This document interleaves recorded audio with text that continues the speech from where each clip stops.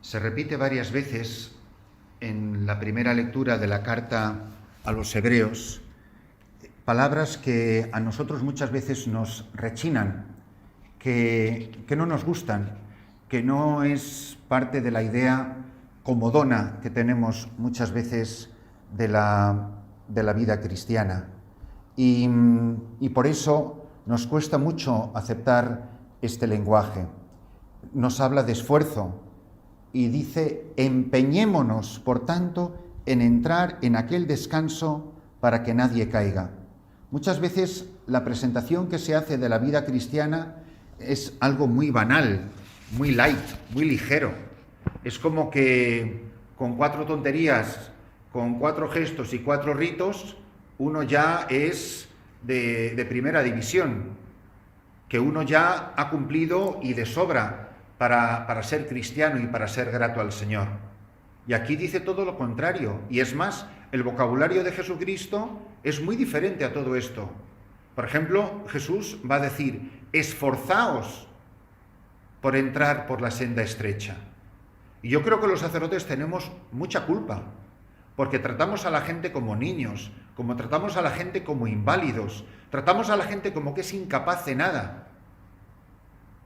Qué pocas veces se escucha a un sacerdote cuando predica, por ejemplo, decirle a la gente los domingos: esfuércense. No, todo tenemos que ponérselo facilísimo a la gente. La homilía que no dure más de 10 minutitos porque la gente se aburre.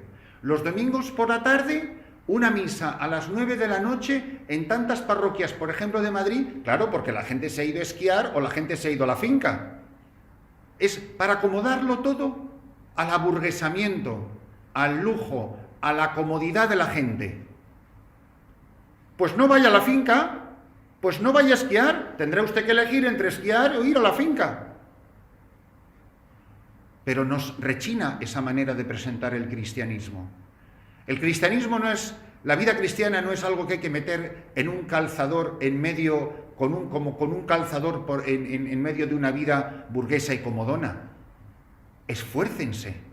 Cuando esta gente llega con el paralítico y ve esa masa de gente que es como un muro, que es impenetrable, ¿qué hubiéramos dicho cualquiera de nosotros? Imposible, no se puede entrar. Mira tú, traíamos a este para que lo curara, pero no lo ha podido curar porque como no había sitio para entrar y nos hemos ido a casa. No, ¿qué hicieron? Se subieron al techo de la casa y quitaron las tejas. Se esforzaron. Yo a veces me quedo pensando, ¿cuántas cosas maravillosas no ha hecho Dios en nuestra vida y en la vida de otros a través de nosotros porque nunca nos hemos esforzado? Y lo que dice la palabra en la lectura de la carta a los Hebreos es tremendo. Dices: temamos, tened miedo.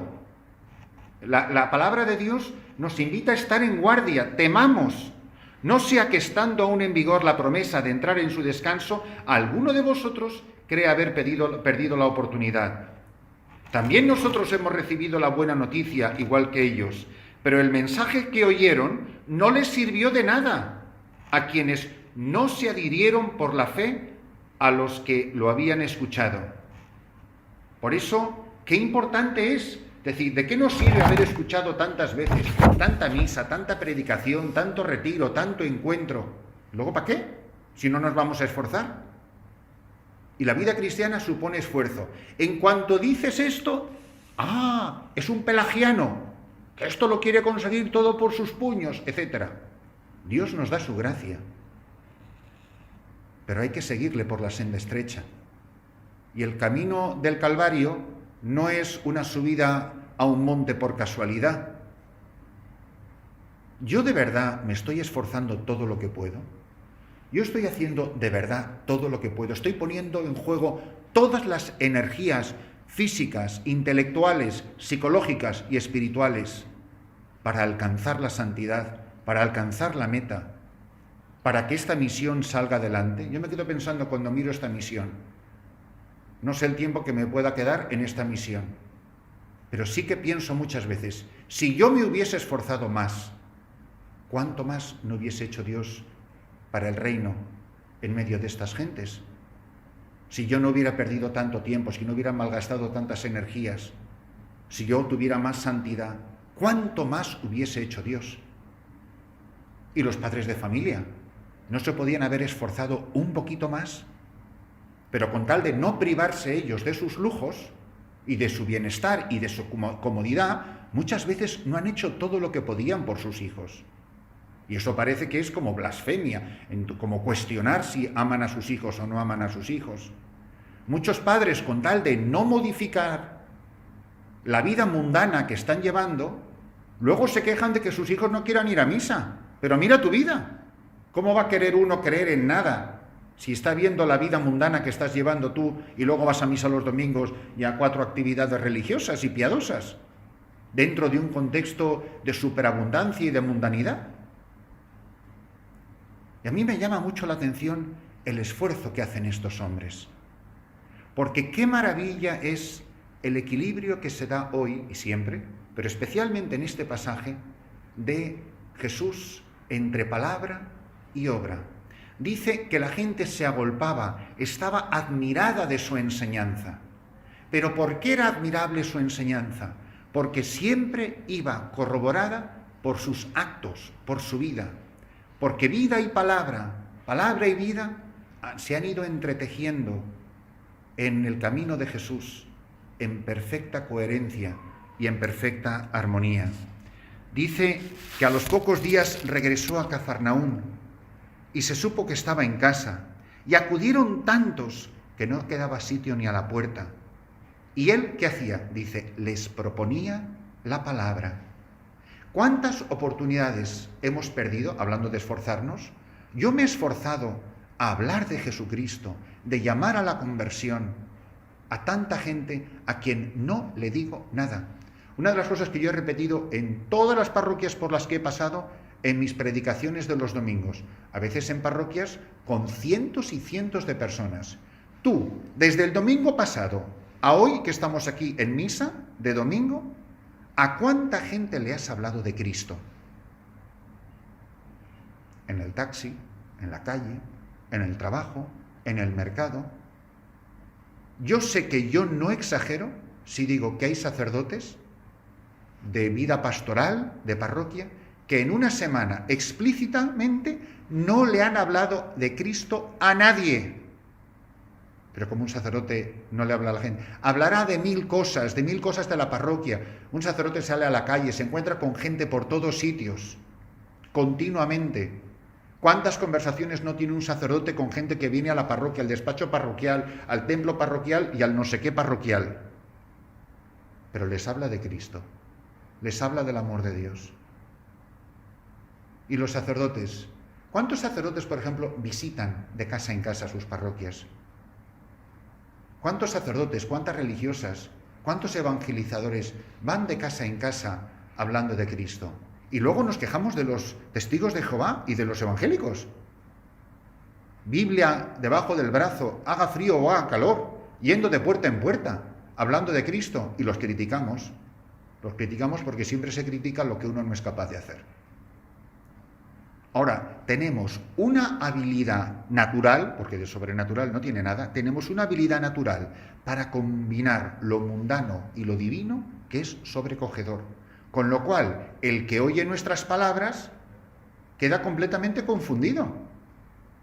Porque, por una parte, llevamos una vida terriblemente frívola, no digo estrictamente pecaminosa, simplemente mundana, frívola. O sea, yo pienso la miseria de la gente que nos rodea aquí. Si esta gente pudiera ver cómo es el cristianismo de los que venimos aquí a evangelizarles, ¿qué pensarían de nuestra vida? Pues quedarían atónitos, quedarían asombrados. Acudieron tantos que no cabía sitio y vinieron trayéndole un paralítico, llevado entre 4. Como no podían presentárselo por el gentío, levantaron la techumbre. Yo soy capaz de lo que sea por acercarme a Cristo. Soy capaz de arrancar las tejas de un edificio para que alguien pueda ser puesto delante de Jesús. ¿Yo qué estaría dispuesto por salvar a una persona? Que un hijo tuyo tenga un accidente, a ver si tú sales corriendo, a ver qué no haces. Y por la vida cristiana de una persona cuya alma se puede perder. ¿Cuántas veces hemos visto gente a quien queremos con todo nuestro corazón, que sabemos que está viviendo, al menos objetivamente, en pecado mortal, que se está exponiendo a condenarse al infierno? No, es que yo no sé, a lo mejor no es bueno, quizá esperar, a lo mejor es contraproducente. Nada, que nunca decimos nada. O sea, tú ves a una persona que está en peligro, que está a punto de atropellarla un coche y a lo mejor no es prudente avisarla. ¿Quién soy yo para meterme en su vida? No, es que aquí, pues hombre, a lo mejor eso donde tú estás en misiones, eso me lo dice mucha gente. Es que tú en misiones a los pobres les puedes decir lo que sea. Pero aquí en España, o aquí en donde sea, pues imposible. Bueno, vamos, es que te dicen de todo. Pero tú ves a una persona en cualquier peligro de cualquier cosa. A mí una cosa que me indigna cada vez que voy a España es que los crímenes más grandes todos tienen que ver con la ecología. Vamos, que te vean fumando en un edificio. Pero es que eso trae cáncer y te va a matar. Y luego mienten, se dedican a la lujuria, son unos vagos, juzgan, critican. Pero eso sí, preservar el medio ambiente. Esos son los peores pecados de la humanidad. Las emisiones de gases tóxicos de los coches antiguos que producen contaminación. Yo no defiendo la contaminación. Lo que sí que hago es atacar la hipocresía. Porque me parece que hay una ecología del alma que es muchísimo más importante y muchísimo más grave, a la que nadie le da demasiada importancia.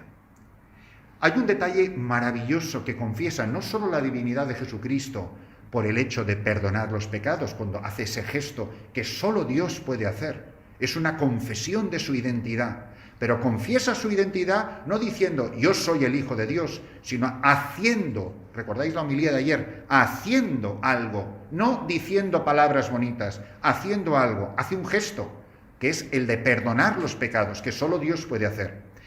No dice el Evangelio que los escribas le criticaron, no se opusieron, no le gritaron, pero blasfemo, ¿cómo te atreves a hacer eso? No, los escribas no dijeron una sola palabra. Que se nos quede bien claro esto. Unos escribas que estaban allí sentados pensaban para sus adentros. Pensaban, no dijeron nada. ¿Y por qué digo que aquí hay un gesto precioso de la confesión de la divinidad de Jesús? Pensaban para sus adentros y dice Jesús. No, y dice, ¿por qué habla este así? Pensaban, blasfema, todos son sus pensamientos. ¿Quién puede perdonar pecados si no solo Dios? Y dice el Evangelio, Jesús se dio cuenta enseguida de lo que pensaban y les dijo, Jesús que conoce el corazón del hombre, que conoce cada uno de mis pensamientos, eso no lo puede hacer nadie, solo Dios conoce mis pensamientos. Y una confesión de su divinidad, porque Él, conociendo sus pensamientos, se va a dirigir a ellos. Vamos, yo me imagino que alguien me adivina lo que estoy pensando y me quedaría con la boca abierta, ¿no? Dice, ¿sabes tú lo que se está pensando ahora mismo? Que yo soy un blasfemo. Y dice Jesús, les dijo, ¿por qué pensáis eso? ¿Qué es más fácil? Jesús que conoce el pensamiento del hombre, que conoce mi corazón, que conoce la verdad de quién soy y de lo que hay dentro de mí, y que la conoce de todos los demás, eso que nosotros no tenemos ni la menor idea, ni de la persona que más queremos, ni de la persona más cercana que podamos tener a nosotros. Pues para que veáis que el Hijo del Hombre tiene autoridad en la tierra para perdonar pecados, le dice al paralítico, te digo, levántate, siempre insisto, mira cómo Jesús conjuga los verbos en voz imperativo. Levántate, nunca expresa un deseo, no dice, hombre, sería estupendo, ¿te imaginas que este se levantara? Bueno, es que sería la bomba. No, levántate, sin la menor duda, absolutamente en la certeza de que su palabra es eficaz, infalible. La fuerza de su palabra produce el acontecimiento. Le dice, levántate, coge tu camilla y vete a tu casa. 3 verbos en imperativo. Levántate, coge, vete. ¿Y el hombre qué hizo? 3 verbos. Se levantó, cogió y se fue a su casa. Eso es lo que hace Jesucristo en nuestra vida. Pero nunca Jesucristo hubiera curado a un paralítico, nunca Jesucristo hubiera perdonado los pecados de esta persona si 4 hombres no se hubiesen esforzado. Yo me estoy esforzando todo lo que puedo para la oración, para ir a confesarme, para ir a una misa, para ir a hacer un apostolado, para una obra de caridad. Siempre encontramos, es que hace mucho calor, es que está muy lejos, es que me viene fatal, ay, es que me complica muchísimo. ¿Vosotros os imagináis a Jesús con la cruz a cuestas, camino del Calvario, diciendo, es que hace calor, o es que hace frío, o es que está muy lejos, o es que me viene mal?